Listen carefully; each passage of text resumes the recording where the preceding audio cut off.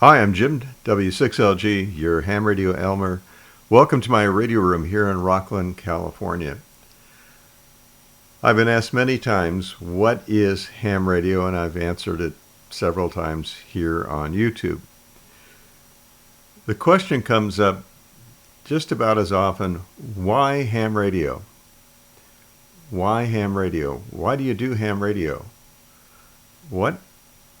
What's the interest? To answer that question takes a lot of thought because it is so diverse. And just as a quick way of background, I've been licensed since 1964 at the age of 14. I've been active pretty much the whole time. And even with that experience, I'm struggling to come up with an answer that I can record and present that would convince some that amateur radio really is special. There's really nothing else like it, and that's part of what holds my interest. I get up every day and look forward to getting on the air. As do about another 800,000 ham radio operators in the United States. It's that large. Let me first say that amateur radio has about, as I've said before, 3 parts to it. And we're going to discuss 2 of those and not so much the first one. The first one is the FCC views it as a licensed radio service. You have to pass an exam or exams. You must have a license to be on the air. And records are kept as to where the license exists and who has it and the rest of that. Much like you might expect with any licensed service. The other part of that is the hobby aspect, and it is so diverse, it almost defies description. Whether it's, some friends of mine are involved in doing moon bounce, bouncing a signal off the moon. Another guy I heard the other day was going to set up a station at a school and talk to the space station.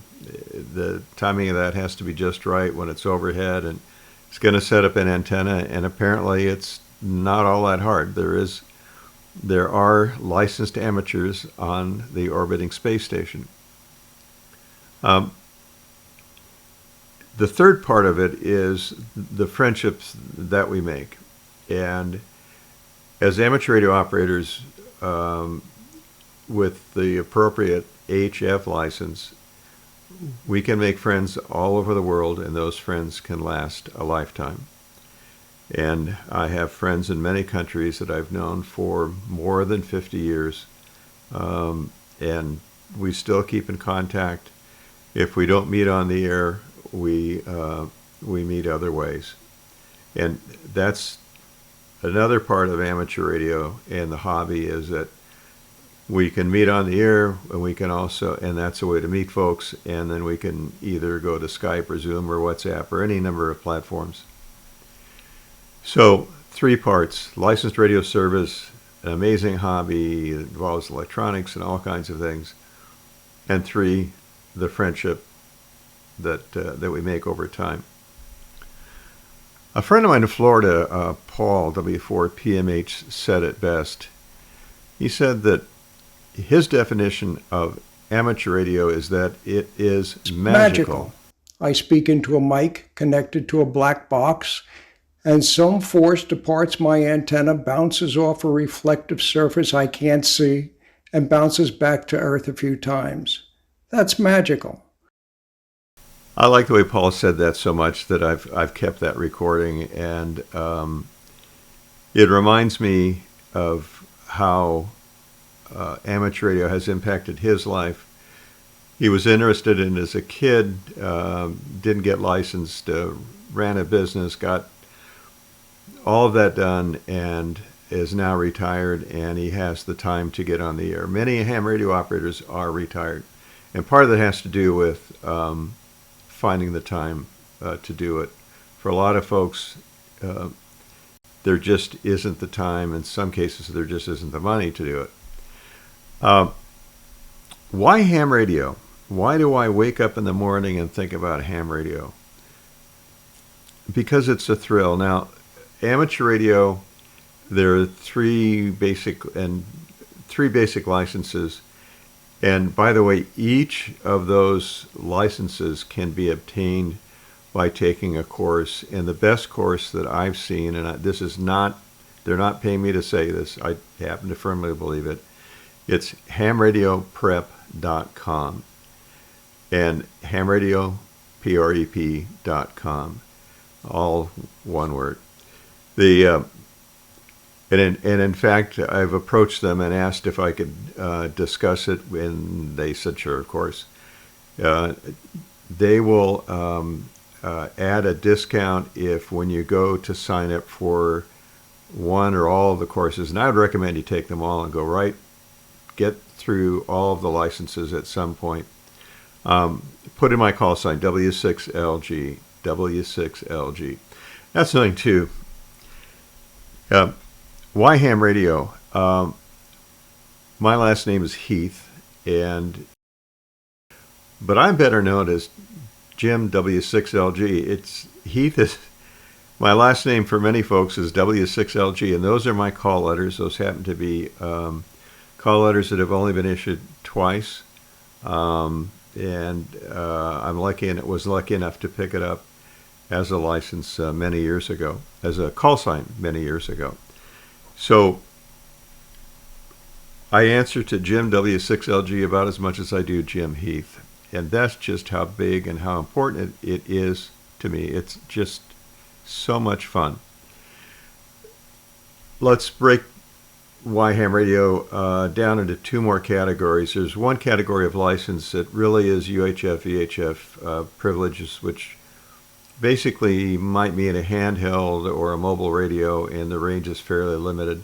Line of sight unless it goes through another device like on a mountaintop and gets repeated or bounced down into another area. I said that there are exceptions to that. There are guys that will take those frequencies and point it at the moon and bounce it off the moon and have it come back to Earth, maybe in Spain or Portugal or Germany or somewhere, Japan, wherever, even China. That's the technician class license. If you go to hamradioprep.com and you look, there offer courses for the technician class license. The general class license, which is the middle level, gives a lot of HF, high frequency privileges. There, the wavelength is quite a bit longer, and as Paul mentioned in his dissertation, that it can hit the ionosphere and bounce back to Earth, and it bounces up again, and it can go all the way around the planet. For example, a couple of mornings ago, I was talking to a friend who I've never met. I know what he looks like because I've seen his picture, and we've talked other ways. But he was driving his car. Okay, so big deal, right? He was driving his car, but he was driving his car in South Africa. And it got even better. Not only was he in South Africa, the way a friend of mine in Arizona and I talked to him was the long way around the planet. We pointed our antennas into the Pacific Ocean area, and it bounced all the way around the planet, really kind of following the equator, and landed in South Africa. We know what the timing is like. We know what time of day to do it. We're familiar with a thing called the gray line. And so we talked to him as he was driving at 100 miles an hour in South Africa. I think he was wearing a headset and had two hands on the wheel. We talked to him. We talked to a good friend in Spain. We talked to, as a group, another guy in Italy, Santo, IK1JTP. As I said, we know each other as much by call sign as by name. Sometimes I stumble at, okay, what's that guy's name? But I can tell you his call letters, which is a quirk in my brain, but such as it is. But it's true. Our call letters become us. And why ham radio? back to that, because of that thrill of getting up in the morning, pointing the antenna towards Africa or Europe. I talked to another friend in Germany today, Erwin Eigensberger, and he visited me, I think 3 times or 4 times in my previous location in Grass Valley. We're good friends. I heard his voice, recognized it right away, and we had a nice conversation. And I asked him to say hi to other friends in Germany who have visited me. The other day I talked to a good friend in Italy, and he's from Austria. He and his wife, Sissy, Mike and Sissy, visited our house in Grass Valley a few years ago. We're good friends. The third class of license, so I mentioned the technician class, which is handy-talkie and relatively low power, mostly local communications, great for emergency situations because point to point, and we're not channelized in the sense that we have a rigid frequency we can slide up or down if there's an emergency going on. I've been involved in at least 3 major disasters. We can move our frequencies. We have a band of frequencies, and we can pick anywhere in that spectrum. Technician class license is that UHF, VHF spectrum with a little bit of HF privileges. The general class license gives a lot of the HF frequencies, which is, for me, where the fun really begins. There are digital communications on HF that are phenomenal. Voice communications, still Morse code is really, really popular. We call it CW. The last class of license, the highest class of license, is the extra class, and that gives all of those frequencies, everything. You've got the whole range of UHF, VHF, and HF. HF frequencies are a longer wavelength. For example, the antenna I have up, half of that wavelength is about 30 feet. So it's a really long wavelength that doesn't affect anything, frankly. So there are 3 classes of licenses to give HF privileges and a world of fun. Why ham radio? There's also the experimentation that goes on, or the learning how things work, or building things. It could be an antenna. I love building antennas. It's great fun, and the rewards can be spectacular. Some of the equipment behind me is partially homemade. Some of it has been kits. Let me show you one extreme station, and this is an era of amateur radio of incredibly complicated digital transceivers. And here's a friend of mine in Florida. Stan's station is fairly large, and his antenna system is one of the largest in the world. Why would a guy invest that kind of money into that? Why would he take his retirement funds and invest it into an amateur radio station that complex, that sophisticated? Because he loves it. And literally every morning I hear him on the air talking to friends in other parts of the world and having a lot of fun doing it. And his wife supports him in that. So as a kid, he dreamed of putting up antennas and having a big station. When he finally retired, and I think he sold his business and then took a chunk of money and built that station. And there are others like that have terrific stations. There are also folks who have fairly modest stations. And that might mean a wire antenna in the backyard that's maybe 30 feet high, and their power level is substantially less, but they're still talking to the world. It can be done. It's amazing what can happen with relatively low power. 100 watts is a good level, and a lot of guys are at that power level, which allows them during the time of good propagation, could be when the sun is up or when the sun is down, depending on the frequency range, um, to talk to Europe or Asia or Australia, New Zealand, into the Pacific, Africa. Um, that's my interest, is talking to foreign countries, to talk to other countries. But I do enjoy talking to guys in the States. And so when I do what's known as calling CQ and have somebody does answer, I try to engage them in a good conversation. Where are you? What kind of equipment do you have? What are your interests? If it seems appropriate, the job, that kind of thing, and how long they've been in that area. Just engage them in conversation and have a good time doing it. Why ham radio? It's addicting for sure, and it's a good addiction. For me in recent years, it has been a really good thing, because I have to stay somewhat isolated due to a disease that I have, and because of that, I can pretty much stay in the radio room and talk to the world and still converse with my friends, most of whom know what's going on with me, and just have a good time. Sometimes laughing and joking about things, or being teased just a bit about sometimes other subjects. The